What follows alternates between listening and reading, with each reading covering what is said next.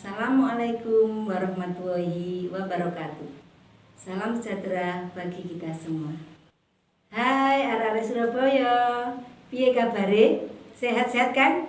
Alhamdulillah luar biasa. Semoga kita semua terhindar dari COVID-19 ini. Dan jangan lupa patuhi protokol kesehatan. Tetap jaga kebersihan, cuci tangan pakai sabun, selalu pakai masker, dan jaga jarak. Sekarang kalian bertemu lagi dengan saya Pusriatin, SMP Negeri 26 Surabaya. Pada kesempatan kali ini, saya akan melanjutkan materi pertemuan minggu kemarin dengan kompetensi dasar memproyeksikan nilai dan semangat Sumpah Pemuda tahun 1928 dalam Bhinneka Tunggal Ika. Nah anak-anak, sebelum saya menyampaikan materi lebih lanjut, alangkah baiknya kalau kita berdoa terlebih dahulu supaya diberi kemudahan dalam menerima dan memahami materi nanti. Berdoa sesuai dengan agama dan keyakinan masing-masing. Berdoa mulai. Berdoa selesai. Terima kasih. Pada kesempatan kali ini, materi yang akan saya sampaikan tentang memaknai nilai kejuangan pemuda dalam Bingkai Bhinneka Tunggal Ika. Dalam acara Rumah Ilmu, saling bantu, saling jaga, cari ilmu di rumah saja. Nah, sebelum saya menyampaikan materi lebih lanjut, tolong dipersiapkan terlebih dahulu alat-alat tulisnya dan buku catatannya ya, untuk mencatat hal-hal yang penting dan yang sulit nanti bisa ditanyakan pada guru masing-masing. Anak-anak, tentang Sumpah Pemuda yang sudah disampaikan minggu kemarin ya, saya akan mengulang kembali. Sumpah Pemuda itu merupakan ikrar pemuda kita pada kongres keberapa? Ayo siapa yang masih ingat? Betul sekali, yaitu tepatnya pada kongres pemuda yang kedua. Nah, pemuda, pengertian pemuda kalau menurut Undang-Undang Nomor 40 Tahun 2009 itu merupakan warga negara Indonesia ya, yang memasuki periode pertumbuhan dan perkembangan pada usia 16 tahun sampai 30 tahun ya. Jadi kalau kalian belum usia 16 tahun ya, jangan merasa khawatir, pasti masa itu akan kalian lalui. Berarti sekarang kalian masih masih calon pemuda, tapi semangatnya ya harus seperti pemuda. Kalian adalah generasi penerus bangsa. Pada ikrar yang sudah dikeluarkan oleh pemuda pada masa itu, yang kalian kenal dengan Sumpah Pemuda, ini ada sebuah lagu nasional, lagu kebangsaan kita, yang berkaitan dengan isi dari Sumpah Pemuda tersebut. Ya, supaya kalian tidak bosen dengan materi saja, coba kita dengarkan dulu lagu kebangsaan nasional tersebut.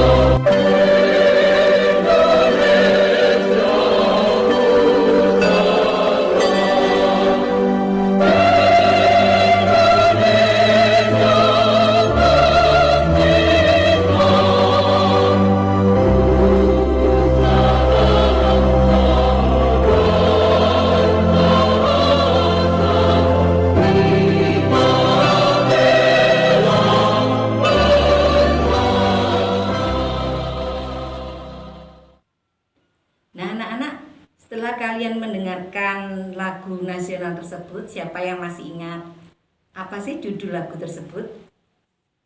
Ya, pinter. Kok yang jawab mesti cowok, yang cewek mana? Ayo, betul sekali ya. Judulnya adalah Satu Nusa, Satu Bangsa. Meskipun bangsa Indonesia itu beragam suku, adat, bahasa, tapi adalah tetap satu. Satu nusa, satu bangsa, satu bahasa, yaitu bangsa Indonesia. Sesuai dengan ikrar Sumpah Pemuda kita, ya. Anak-anak, memang pemuda kita pada masa tersebut penuh perjuangan dalam menumbuhkan persatuan dan kesatuan bangsa melalui beberapa kongres, ya, dengan menggalang persatuan antar organisasi daerah-daerah yang melebur menjadi satu organisasi yang bersifat nasional. Nah, yang membuat pemuda kita mampu menumbuhkan persatuan dan kesatuan pada masa tersebut itu dikarenakan ada hal-hal penting, ada hal-hal positif yang ada di dalam pemuda. Hal-hal apa saja yang ada pada diri pemuda pada masa itu? Yang pertama, karena pemuda kita memiliki potensi, memiliki tanggung jawab, memiliki hak, memiliki karakter, memiliki cita-cita, dan memiliki aktualisasi diri. Nah, apa sih yang dimaksud dengan potensi yang dimiliki oleh pemuda pada masa itu? Potensi adalah kemampuan yang ada pada diri pemuda untuk mengubah keadaan menjadi lebih baik. Yang awalnya memang pada sebelum tahun 1908 masih belum ada rasa persatuan di dalam masyarakat, sampai pada adanya persatuan dan terbentuknya organisasi dari kedaerahan menjadi nasional, itu karena kemampuan pemuda saat itu. Yang kedua adalah karena tanggung jawab, memiliki rasa tanggung jawab yang tinggi untuk berjuang membebaskan diri dari belenggu penjajahan. Ya, jadi tanggung jawab di sini tidak hanya mendirikan organisasi saja, tidak hanya menyatukan organisasi kedaerahan saja menjadi organisasi nasional, tidak. Tapi pemuda kita mampu apa? Mampu mengantarkan perjuangan bangsa Indonesia pada sampai gerbang kemerdekaan. Nah, untuk lanjutannya nanti setelah iklan-iklan berikut ini, ya. Anak-anak, kita kembali lagi pada rumah ilmu, saling bantu, saling jaga, cari ilmu di rumah saja. Saya lanjutkan pada hal positif yang ketiga pada diri pemuda pada tahun 1928 adalah memiliki hak. Ya. Yang dimaksud hak di sini bahwa pemuda pada masa tersebut memiliki hak untuk hidup bebas, merdeka, tanpa adanya tekanan dari penjajah. Kemudian berhak mendapatkan pemerintahan yang berdaulat. Tapi pemuda pada masa itu tidak hanya menuntut, tapi lebih mendahulukan kewajibannya. Untuk apa? Untuk berjuang dalam mendapatkan kemerdekaan bangsa melalui suatu organisasi tersebut. Ya. Kemudian yang keempat adalah karakter. Ya. Karakter pemuda pada masa itu adalah memiliki sifat pantang menyerah, rela berkorban, berani. Nah, sifat-sifat itulah yang harusnya kalian miliki juga saat ini. Ya, betapa giginya pemuda kita pada masa itu rela berkorban untuk kepentingan bangsa dengan mengorbankan waktu, tenaganya, pemikirannya supaya mendapatkan kemerdekaan. Itu juga dengan kalian, tidak boleh pantang menyerah. Ya, meskipun ada kegagalan dalam belajar, ya harus terus tetap berusaha, karena kegagalan itu adalah awal dari keberhasilan. Selain itu adalah aktualisasi diri. Apa yang dimaksud dengan aktualisasi diri? Yaitu kemampuan yang ada pada diri seseorang, mampu menempatkan diri sesuai dengan kemampuannya, ya. Kemudian apa buktinya dari aktualisasi diri tersebut pada diri pemuda? Yang dimaksudkan mampu menempatkan diri adalah bisa membentuk suatu organisasi tadi, sampai pada mampu mengikrarkan sumpah yang dinamakan Sumpah Pemuda, menegaskan pentingnya persatuan dengan menyatukan organisasi-organisasi menjadi organisasi nasional. Kemudian cita-cita. Cita-cita di sini adalah merupakan motivasi, merupakan pendorong bagi para pemuda kita dalam berjuang. Ya, supaya langkah dari para pemuda kita itu lebih terarah. Ya. Begitu juga dengan kalian, harus punya cita-cita setinggi langit. Karena cita-cita inilah yang bisa merubah kehidupan kalian. Ya, tanpa cita-cita seseorang tidak akan sukses. Jadilah kalian harus punya mimpi. Ya. Dan takutlah kalau kalian tidak punya mimpi. Dengan mimpi kalian akan berangan-angan, berusaha dan mencoba untuk meraih mimpi itu. Jadi itulah yang menyebabkan pemuda saat itu mampu menumbuhkan persatuan, bahkan sampai membentuk organisasi dari kedaerahan menjadi organisasi nasional, sampai akhirnya bangsa kita mencapai kemerdekaan pada tanggal 17 Agustus 1945. Itu karena besarnya peran pemuda. Nah, untuk itu kalian harus bisa menghargai perjuangan pemuda dalam Bhinneka Tunggal Ika. Nah, bagaimana cara menghargai semangat pemuda dalam masa sekarang? Sekarang kan sudah merdeka, tidak ada perjuangan perlawanan fisik dengan penjajah. Nah, cara menghargainya yaitu yang satu, dengan belajar sungguh-sungguh. Nah, belajar sungguh-sungguh ini maksudnya apa? Yaitu belajar atas dasar kesadaran diri sendiri, bahwa memang belajar itu penting untuk kehidupan masa depan, untuk kepentingan pribadi, ya. Bukan karena teguran orang tua atau nasihat dari guru. Kemudian diwujudkan dengan apa? Dengan tekun, dengan telaten, ulet, rajin, tanpa ada rasa malas. Nah, kemudian yang kedua adalah dengan mengikuti organisasi di sekolah. Nah, seperti apa organisasi di sekolah? Misalkan PMR. Dengan organisasi PMR ini kalian akan mendapatkan pengetahuan cara mengatasi orang yang sakit, cara menyembuhkan teman yang sedang sakit, ya. Kemudian adanya organisasi OSIS, mengikuti organisasi OSIS. Nah, contohnya apa? Dengan OSIS kalian bisa mampu hidup bermasyarakat, melatih kepemimpinan. Kemudian lagi ada organisasi lain, Paskibraka. Dengan organisasi Paskibraka kalian mampu mengikuti kegiatan baris berbaris. Itu merupakan juga salah satu wujud menghargai semangat pemuda pada masa tahun 1928.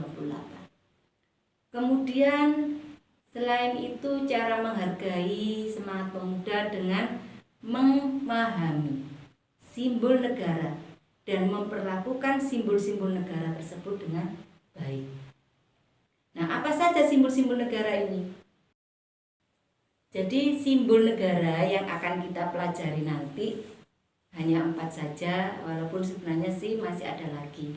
Yang pertama adalah bendera negara. Ada juga bahasa. Kemudian lambang negara. Kemudian lagu kebangsaan. Nah, yang pertama tentang bendera negara. Bendera negara kita, anak-anak, berwarna merah putih. Merah artinya berani, putih artinya suci. Berbentuk 4 persegi panjang, ya, dengan ukuran 2/3 panjangnya. Adapun ukuran bendera merah putih di berbagai tempat itu beda. Kalau dipakai di lapangan upacara kepresidenan itu ukuran benderanya 200 x 300 cm. Kemudian kalau di lapangan umum 120 x 180 cm. Kalau di ruangan 100 x 150 cm.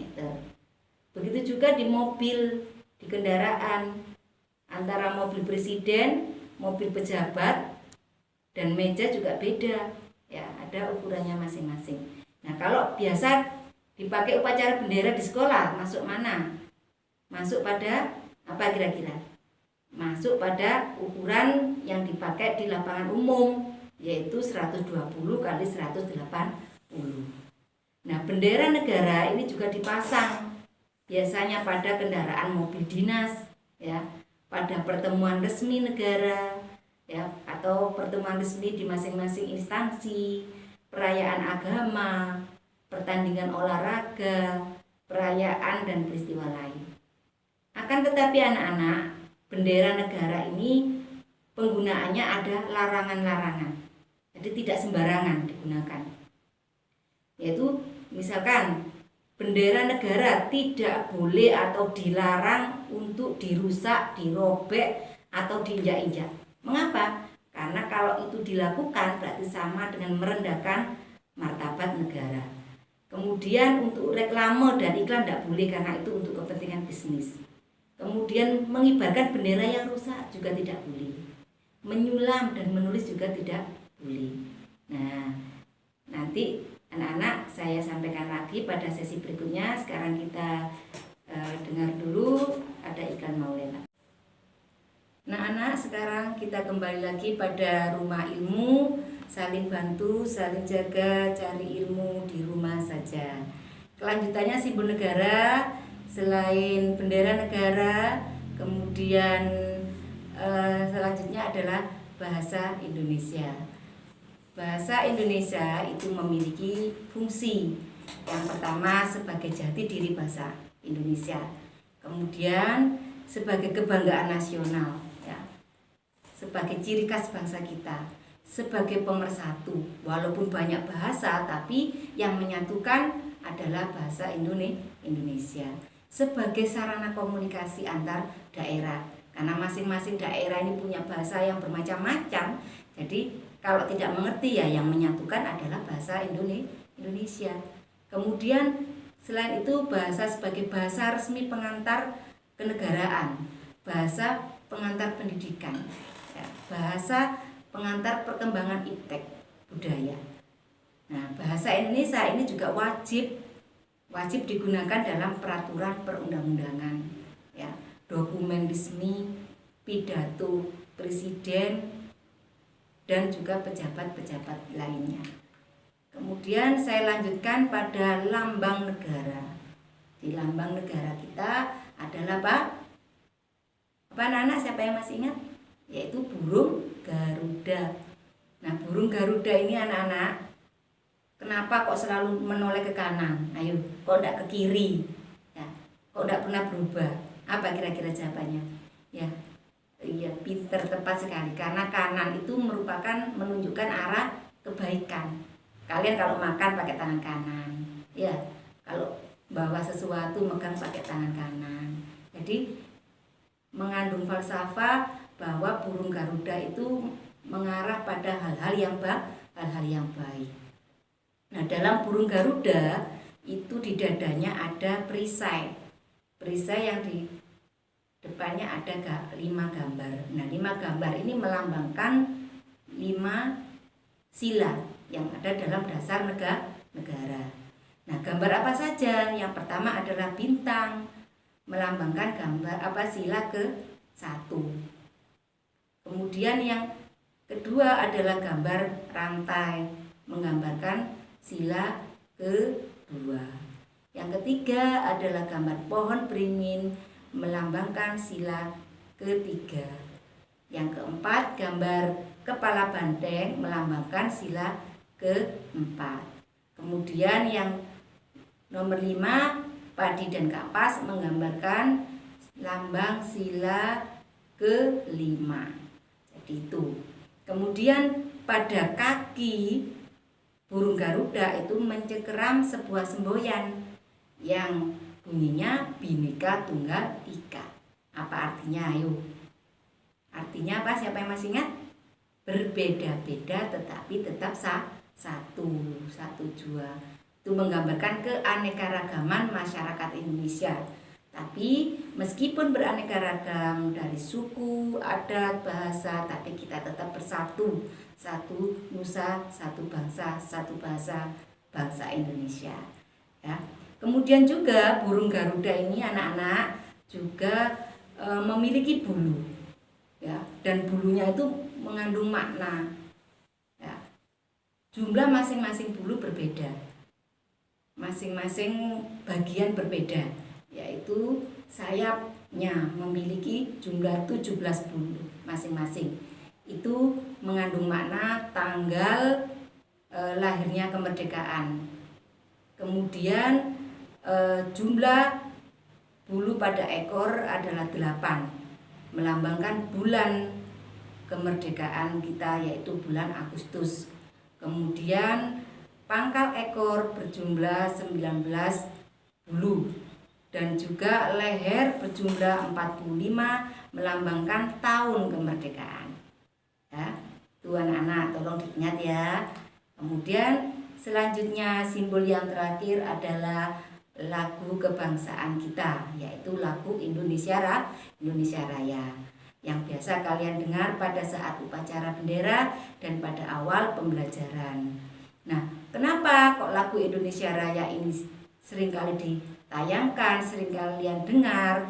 Karena lagu ini untuk menanamkan jiwa nasionalisme pada kalian supaya memiliki rasa cinta tanah air, ya, sehingga kalian tetap menjaga persatuan dan kesatuan bangsa Indonesia ini. Nah, lagu kebangsaan Indonesia Raya ini diciptakan oleh W.R. Rudolf Supratman. Pertama kali dinyanyikan pada tanggal 28 Oktober 1928 pada Kongres Pemuda II, dan saat itu diikrarkannya Sumpah Pemuda. Nah, anak-anak, dari penjelasan saya tadi mungkin ada yang belum paham atau belum mengerti, bisa dicatat, nanti bisa ditanyakan pada guru masing-masing.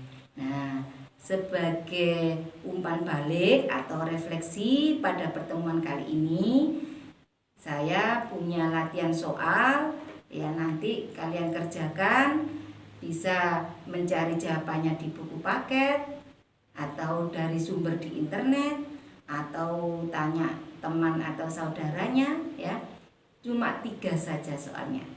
Yang pertama, jelaskan bahwa pemuda Indonesia memiliki semangat yang tinggi dalam berjuang melawan penjajah. Jadi dijelaskan, diuraikan sejelas-jelasnya, ya, supaya yang mengoreksi paham. Kemudian yang kedua, sebutkan 3 fungsi bahasa Indonesia. Nah, tadi sudah sempat saya jelaskan pada sesi kedua tentang fungsi bahasa Indonesia. Mungkin tadi yang sempat mencatat tahu ya, 3 fungsi bahasa Indonesia. Kemudian pertanyaan yang ketiga, bagaimana cara kalian menghormati Sumpah Pemuda dahulu pada masa sekarang? Nah, cara menghormatinya bagaimana? Ya, itu kalian tulis. Nah, kalian kerjakan di lembar kertas, kemudian diserahkan pada gurunya, bisa difoto, di-share melalui WA group. Ya, itu yang bisa saya sampaikan, ya. Apabila ada kekurangan atau kesalahan yang tidak berkenan di hati kalian semua, saya mohon maaf yang sebesar-besarnya, dan apabila ada kebaikan itu semata-mata karena Allah. Semoga yang saya sampaikan tadi bermanfaat. Saya akhiri, wassalamualaikum warahmatullahi wabarakatuh.